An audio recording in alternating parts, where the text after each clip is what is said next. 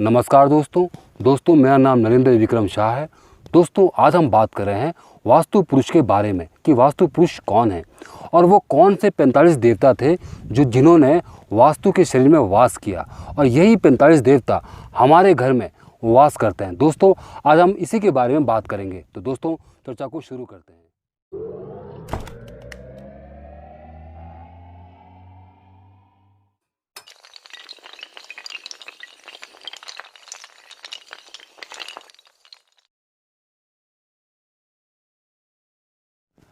नमस्कार दोस्तों चर्चा को शुरू करते हैं। दोस्तों आज हम बात कर रहे हैं वास्तु पुरुष कौन था। दोस्तों इसके बारे में कथा है। दोस्तों एक बार की बात है, शंकर भगवान का युद्ध अंधक नामक एक राक्षस से हुआ। जब शंकर भगवान उनसे युद्ध कर रहे थे तो उनको काफ़ी मेहनत करनी पड़ी, तो उनके शरीर की कुछ बूंदें ज़मीन पे गिर गई। जब ज़मीन पे गिरी उससे महाभूत नामक राक्षस का जन्म हुआ। और राक्षस इतना बड़ा था जिसको देखकर असुर भी और देवता भी भयभीत हो गए, क्योंकि शंकर भगवान के पुत्र थे तो उनका जो रूप देवताओं की तरह था, लेकिन उनकी जो कद काठी थी वो बहुत बड़ी थी। वो इसलिए थी दोस्तों कि शंकर भगवान युद्ध कर रहे थे, यानी क्रोध में थे। इस कारण उस राक्षस का जो शरीर था बहुत ही भयानक और बहुत बड़ा था, जिसको देखकर देवता भी और असुर भी भयभीत हो गए। फिर वो डर के मारे ब्रह्मा जी के पास गए, तो उन्होंने कहा कि एक ऐसा राक्षस उत्पन्न हुआ है जो सब कुछ खा रहा है, जो भी उसके सामने आ रहा है उसको खाते जा रहा है, जिससे संसार का विनाश हो सकता है। तो ब्रह्मा जी ने उनकी समस्या को समझते हुए कहा कि तुम भय मत करो, तुम जाके उस राक्षस को यानी उस महाभूत को पकड़ लो और उसे पीठ के बल गिरा दो, यानी कि इसका जो मुंह हो वो ज़मीन की ओर हो, गिरा दो। वो उन्होंने ऐसा ही किया। जब सब देवताओं ने उसे पकड़ के ज़मीन पे गिरा दिया तब महाभूत राक्षस ने ब्रह्मा जी से बोला कि मेरा क्या अपराध है, मैंने तो कोई अपराध नहीं किया, तो क्यों मुझे दंड दे रहे हो। इस बात से वो ब्रह्मा जी प्रसन्न हो गए, तो उन्होंने कहा कि मैं आज से तुम्हें वरदान देता हूँ और तुम्हें वास्तु पुरुष बनाता हूँ। कोई भी व्यक्ति अगर भवन का या कोई इमारत का निर्माण करता है और अगर तुम्हारा उसमें पूजन या तुम्हें याद नहीं किया जाएगा तो वो भवन राक्षस का भोजन बन जाएगा। यानी कि जब भी हम कोई इमारत बनाते हैं उसमें वास्तु पुरुष का ध्यान करना बहुत ज़रूरी है। हाँ दोस्तों हम बात करते हैं, हाँ जहाँ से गिराते वक्त देवताओं ने उस वास्तु पुरुष को पकड़ा था, वो उसी जगह पे उसी शरीर के कोनों में उन देवताओं ने वास कर दिया था, इसलिए उसका नाम वास्तु कहा जाता है। और ये जो वास्तु पुरुष होता है ये हमारे घर पे इनका पूरा प्रभाव होता है।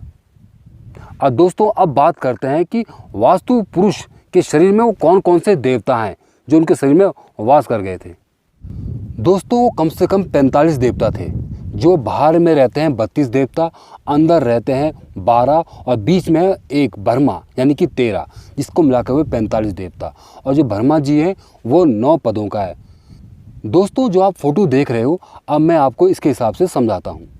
दोस्तों देवता इस प्रकार हैं: शिकी, पर्जन्य, जयंत्र, महेंद्र, रवि, सत्य, वृष, नव, अनिल, पुष्य, गृहस्थ, यम, गंधर्व, भृंगराज, मृग, पितृ, नंदी, सुग्रीव, पुष्यदंत, वरुण, राहु, शेष और आपका रोग, वासुकी, मुख्य, भल्लाड, सोम, सर्प और आपका दति, ये देवता हैं। और ये 32 देवता बाहर हैं। अंदर के देवता हैं आपके रुद्रजय, पृथ्वीधर, आपका विश्वान, आर्यमा, मित्र, सावित्री, विदत, सविता और आपका रुद्र, ये और आपका ये जो बीच नाम में पड़ता है ब्रह्मा, ये अंदर के 13 देवता हैं। और जो ब्रह्मा है वो 9 पद वाला है। अब दोस्तों इसको मैं आपको खुल के समझाता हूँ कि ये देवता है कौन कौन। जो शिकी है वो शंकर भगवान है। वो हमारे जो आप फोटो देख रहे हो स्क्रीन पे, आप गौर से देखो, जहाँ पे वास्तु का सर है, ठीक है, इसे ईशान कोण भी कहते हैं। ईशान कोण कैसे बनता है? ये बनता है पूरब और उत्तर को मिला के, तो ये ईशान कोण बढ़ता है। तो यहाँ पे इनका सर है, तो यहाँ पे है शंकर भगवान, से शिकी कहते हैं। पर्जन्य कौन है? अंबुजा दीप, यानी कि ऐसा देवता जो वरदान देने की वर्षा कर दे, यानी इसका संबंध पानी से भी है। जयंत कौन है? इंद्र का देव, इंद्र का पुत्र। इंद्र मतलब क्या है? मन, इंद्रियां, जो हमारे मन और विचार हैं वो आप इससे देख के, मतलब इससे जोड़ के देख सकते हैं। दोस्तों एक बात देखो, आप जो देवता बैठे हुए हैं ना, तो इस कोने कोनों में ही उन देवताओं का वास होता है। और जब इस जगह कोई वास्तु खराब होगा तो उनके जीवन में उसी से समस्या उत्पन्न होगी। मान लो ईशान कोण में कोई जो पर्जन्य का स्थान है, यानी कि जयंत का स्थान है, अगर वहाँ कोई दिक्कत है तो जातक का मन बड़ा खराब रहेगा, उसके अंदर हमेशा कोई विचार होंगे, वो अपने मन की भावना को कंट्रोल नहीं कर पाएगा। तो इस तरह आप समझे इस बात को। महेंद्र कौन हो गए? देवता। देवता कौन होता है? जो प्रगति से सुर मिला के चल रहे हैं, जो सुर और ताल मिला के चल रहे हैं। जो प्रगति से सुर ताल नहीं मिला के चल रहे हैं वो असुर है। तो ये हो गया आपका महेंद्र यानी कि इंद्र। रवि मतलब राजा, ठीक है। सत्य मतलब धर्म, जो सत्य देवता है वो धर्म है। और जो वृष है वो कामदेव है। जो वृष को कहा गया है क्रोध का। अब क्रोध कैसे? जब भी किसी व्यक्ति के अंदर कामना जागती है, यानी काम उत्पन्न होता है, अगर उस पर विघन पड़ जाए तो आदमी को क्रोध आ जाता है। तो यही है, ये क्रोध का देवता है। दूसरा है आकाश, यानी नव, आकाश हो गया। अनिल मतलब अग्नि, यानी ऊर्जा, तेज। ये आपका अग्नि तत्व, अग्नि जो कौन है वहाँ पे होता है। पुष्य हो गया पोषण करना, ठीक। ग्रस्त हो गया बुद्ध, यानी कि बुद्धिमान। जो यम देवता है वो प्रेत आदमी, आप समझते हैं, प्रेतादीप का। गंधर्व हो गए नारद। नारद का संबंध किससे? कला से, संवाद से, संगीत से है, ठीक है। भृंगराज कौन हो गया? भृंगराज का जो देवता है वो है भय के देवता, नरक के देवता। जिसका भी आपका साउथ का कोना खराब होगा तो उसके अंदर भय उत्पन्न हो जाएगा, उसकी ज़िंदगी बाहर से तो सुंदर लगेगी लेकिन अंदर से नरक के समान होगी। दूसरा हो गया आपका मृग। मृग है आपका ब्रह्मा, धर्म। आपका पितृ हो गया विश्व देवता, यानी कि पूर्वज। नंदी जो द्वारिक देवता है वो है नंदी। नंदी मतलब आनंद, ठीक है। सुग्रीव कौन है? प्रजापति, यानी कि ख्याल रखने वाला, देखभाल रखने वाला, हर चीज़ को चलाने वाला। तो आप इसे भी अनुमान लगा सकते हैं। अब जो पुष्य दंत है वो है वेग, बहुत तेजी, यानी कि हड़बड़ी से काम करने वाला। आपका हो गया वरुण। वरुण है लोकपाल, यानी कि सहयोग। जो मित्र देवता हैं और जो वरुण है वो सहयोग से है, यानी कि मित्रों का सहयोग, धन का सहयोग, विद्या का सहयोग, ये सब देखा जाता है वरुण से, यानी कि हमारी पश्चिम दिशा से देखा जाता है, जिसके लोकपाल वरुण हैं, ठीक है जी। अब असुर के देवता कौन है? राहु। और शेष के हैं शनि, यानी कि कर्म। और रुद्र के महेश्वर। और रुद्र जगह कौन है? कार्तिकेय, यानी कि सेनापति। वासुकी नाग मतलब क्या होता है? जीनियस, यानी कि बुद्धिमान होना। और मुख्य है विश्वकर्मा, यानी कि नए काम को उत्पन्न करने वाला, वो विश्वकर्मा होता है। भल्लाट है चंद्रमा, यानी कि हमारा मन। सोम है धन, यानी कि कुबेर।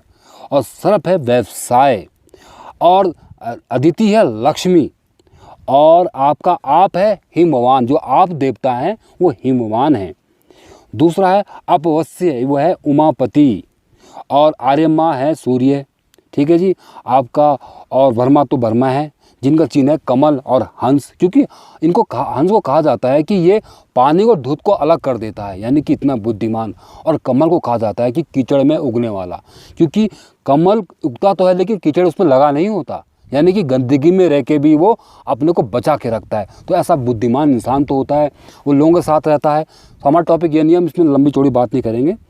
तो यानी कि कमल और हंस। विवस्वान है मृत्यु, यानी कि पाशा। और मनु है ख्याल। और इंद्र है बजरी। तो ये देवता है और ये इनसे जुड़े हुए जो चिन्ह है उनकी हम बात कर रहे थे।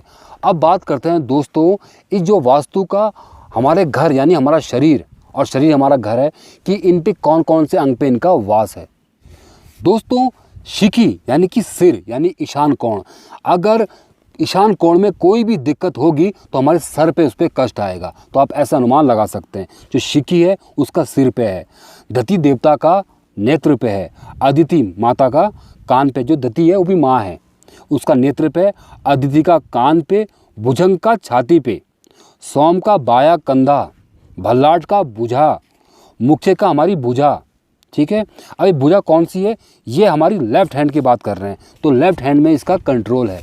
अब बात करते हैं हम आपकी नाक है हमारी भुजा का, रोग का है भुजा, रुद्र है हमारा हाथ यानी कि लेफ्ट हैंड, और पायशमा है हमारी मणिबंध, और रायशमा है हाथ, शेष है बगल, पृथ्वीधर है स्तन, अपवश है छाती, जयंत है कान, इंद्र है कंधा। अब बात करें राइट हैंड के, सूर्य है भुजा और आर्यमा स्तन है, भरमा हमारा हृदय है, मित्र हमारा पेट है, इंद्र हमारा लिंग है, विवेशवान हमारा पेट है, सविता हमारा हाथ है, अंतरिक्ष है भुजा, सावित्री है हाथ, अनिल है भुजा यानी कि लेफ्ट हैंड की जो मतलब राइट हैंड की, अनिल भुजा, पुषा मणिबंध, विदित है बगल, और यम है उरु, और गंधर्व है घुटने, भृंगराज है जंघा, मृग है नितंब, और पितृ है देव जो हमारे पितृ देव हैं, और जो हमारा वास्तु पुरुष है उसके पाँव में है उनका राज, इसे बोलते हैं पितृ का। देवारिक हमारे नितंब हैं यानी हिप्स, सुग्रीव हमारी जंघा, पुष्पदंत घुटना, वरुण उरु, और असुर बगल, शेष बगल।